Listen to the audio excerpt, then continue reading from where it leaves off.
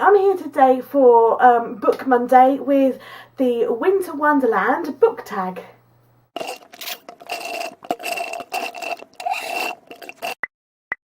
So normally on a Monday I do a book review, but there's no book to review this week because I'm still reading said book.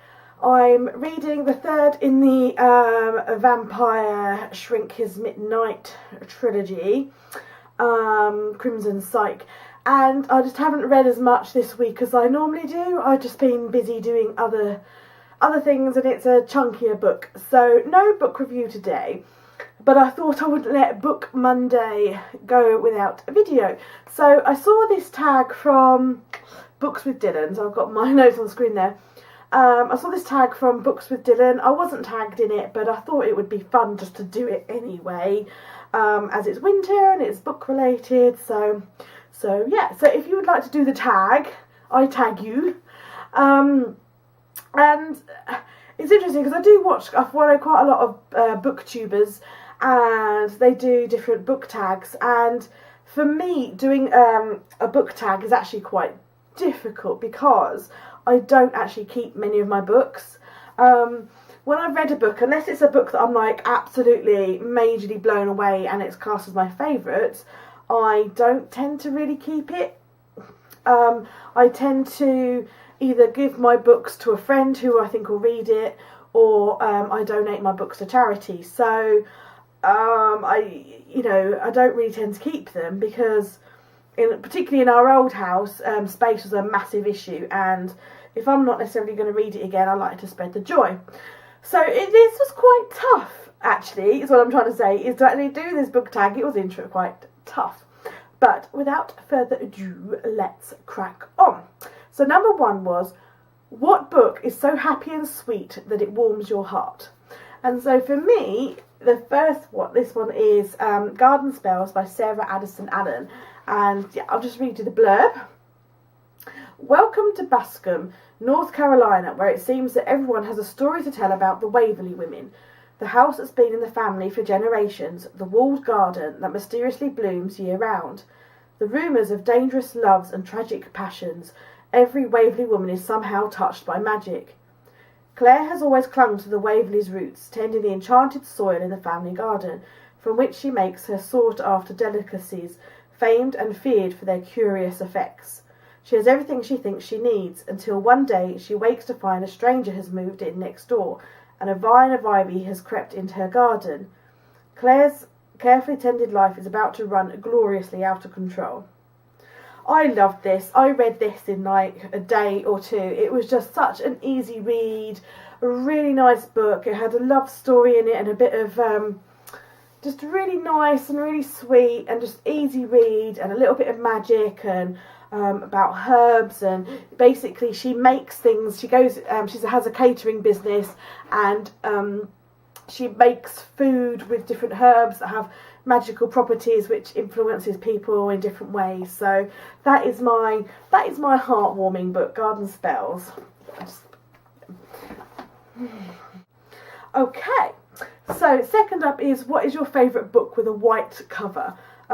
It's fairly white and grey, but my most favourite is Memoirs of a Geisha by Arthur Golden. And I have read and reread this book so many times. This book has been to Germany with me on the plane. It's been to Italy with me on the plane. It smells really old and musty now, but I just absolutely love this book. It's got sand in it where I've taken it on the beach. I just love this book so much. And I was really, really disappointed by the film. Really disappointed. I was so looking forward to the film and really disappointed. But yeah, and I read this book way before the film came out. I think this is like the first, I don't know. In fact, it wasn't even mine to begin with. My mum bought it for a holiday, and then I lent it off my mum. Yeah, this is the first edition, 1997. And yeah, my mum bought it and I scabbed it off her, and I've never given it back. Sorry, mum. But yeah, I just love it. So if you doesn't have a description on the back, it's all quotes. So okay, it's on the inside. So if you haven't heard of Memoirs of a Geisha, This is the synopsis. This story is a rare and utterly engaging experience. It tells the extraordinary tale of a geisha summoning up a quarter of a century, from 1929 to the post-war years of Japan's dramatic history, and opening a window onto a half-hidden world of eroticism and enchantment, exploitation and degradation. That's it. Oh, is that it for the synopsis? So it is basically that. It's written by Arthur Golden, who is a Western man. I think he might have been married to an ex-geisha. No, he just studies Japanese culture. But it's written by a man, an American man, on a geisha, as if he was the geisha. So it is like, memoir, autobiography. But anyway, that's my favourite for the white cover. And if you haven't read this book, I really urge you to do so, because it was just amazing. It was so factually correct, as well as having and the life of geishas just really fascinated me. So really 100% recommend this book. So the next one, number 3. You're sitting in a nice comfy chair wearing a onesie. No, I don't wear onesies. Pyjamas. With a lovely warm hot chocolate, but what monster read are you reading? So for me, this is a drunk-eyed old chunky, is Rebecca's Tale by Sally Bowman. It's basically a reworking of Daphne du Maurier's Rebecca, and it's told through the voice of other people. So firstly, it's told. Sorry, I'm just trying to see if I can tell you. It's told. A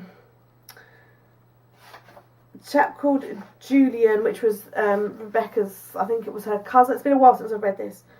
And there's four voices in this book which tell you the other side of the Rebecca story. So if you like Daphne du Maurier's Rebecca, this is certainly worth a read, because it tells you the other side, tells you the side from Rebecca, and at the end it's shocking when you find out. If you've read Rebecca du Maurier, if you've read Rebecca, you know that Mrs. De Winter met her demise, and this kind of goes into far more depth and the background behind it, and it is Rebecca through and through. It's not the current Mrs. De Winter. This is all about Rebecca, told by Rebecca and told by the people who love Rebecca. So everything that she went through and what she was going through, amazing. So I'll read you the synopsis. April 1951. It is 20 years since the death of Rebecca, the hauntingly beautiful first wife of Maxim de Winter.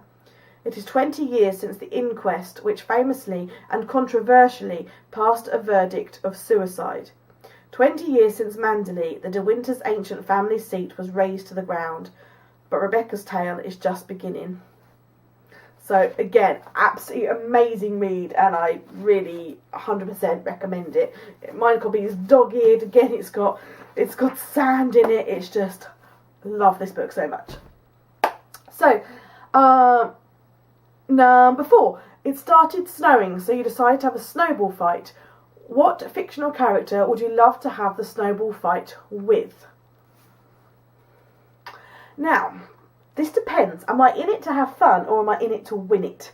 Because if I'm in it to win it, then I don't want to have a fight with someone from Hogwarts or someone from the Twilight series or anyone that's stronger or more powerful than me. I don't really know, to be honest with you. That's one that's going to take a bit of thought, so I can't really answer it because I don't know. I couldn't pick one character, so I don't know. Number 5. Sadly, your fire is beginning to go out. So what book would you tear the last few chapters out to throw into the fire? Now, this one was not as hard as it may seem, because bear in mind that I say that I normally donate books that I probably wouldn't read again. But this book, The Air Affair by Jasper Fforde, is a book that I've got that I've only ever read about the first 2 chapters on. But all of my friends, well, so many of my friends have read it and have told me, and they keep telling me what an amazing book it is, and it's a series of I don't know how many. And this is actually the second copy that I've owned, because I owned a copy, read about 2 chapters of it, couldn't get into it, so I donated it to a charity shop. And my friends were like, oh no, give it another go, it's so good, it's so good. Oh, okay. So I happened to see it in a charity shop again, and I think this is a different copy, because the one I had before was really beaten up. This one looks like it hasn't been used, isn't been read, and it's got I bought it for £1.50. So I bought it, and I read the first 2 chapters again, and I still couldn't get into it. And so I'm a bit like, oh. But my friends who've got a similar taste in books to me are like, no, it's amazing, it's brilliant, it's fantastic.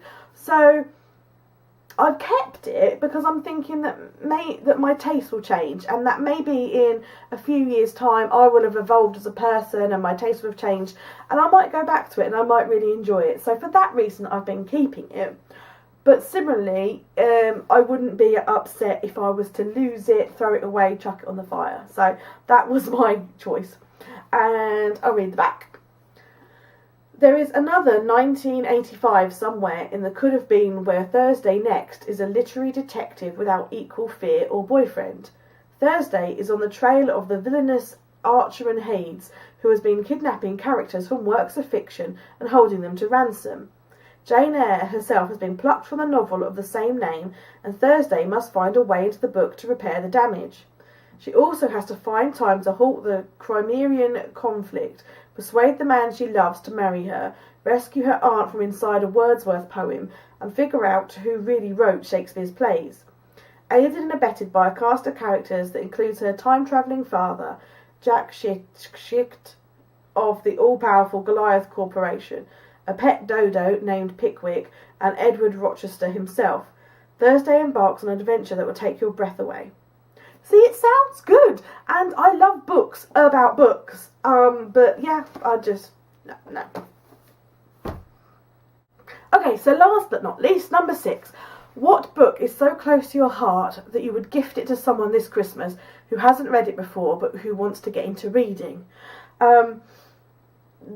There were 2 books that I really struggled with, but I settled on the book that I'm about to show you, because the other book that I would have chosen, I've already done a review of it on this channel, and that is The Happiness Project by Gretchen Rubin. So if you haven't seen that review, go and check that out. So the book that I would give to someone, and to be honest with you, we have given to someone. We currently own 2 copies of this book, and they are not the original copies that we've had of this book. It is just one of those books that we really enjoyed, and we've lent out to people, and it's never come back, so we've ended up buying another copy of the book, and we've lent it out again, and both John and I have read it over and over and over again. So the fact that we've lent it out and not got it back is a little bit sad for us, so we've bought it again and lent it out, and I'm okay with the fact that it hasn't come back, because I'm hoping that they've taken something from it and enjoyed the read.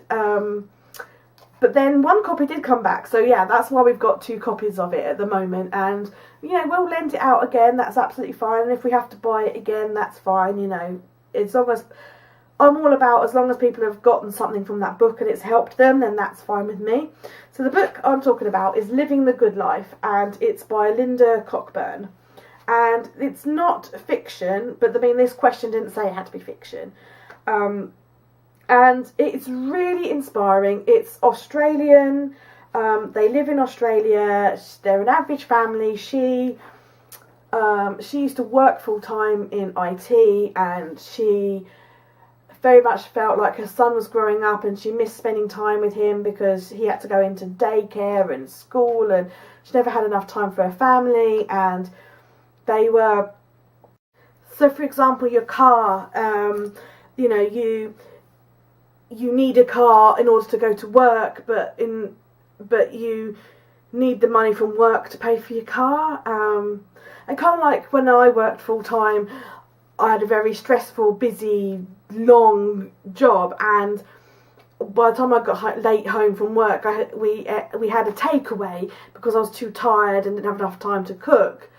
which costs money. But if I didn't go to work, I wouldn't need the takeaway. That kind of cyclic loop, which she discusses quite a lot. And so this is about one family who make a pact with themselves not to spend any money for the whole year. Not a year, 6 months. So 6 months without spending $1. And they go self-sufficient. They grow all their own vegetables. She homeschools her son. And okay, in some respects it's a little bit extreme, but I think there are elements in this book that we can all take from. I mean, I know there are a lot of people who are kind of fed up with the commercial world and the materialism of the world, and with recessions and things, people are a bit skint. So there's just lots of inspiring things that you can put into your own day-to-day living. Things that you can cut out that you don't actually need to spend. So this gets back to actually raw living, providing shelter and warmth and food for yourself, and nothing else really matters, like the TV or the new pair of shoes that when you've already got 10 pairs of shoes in your wardrobe, that kind of thing. So yeah, we got a lot out of this book, and so have our friends who we've also lent this book to. So yeah, another really good recommended read, and there's photos in it as well, and recipes, and she kind of shares other things, like examples. There's the waste reduction pyramid, because they recycle everything. Like how many people have lived on Earth, so it's got lots of factual ditties in it as well.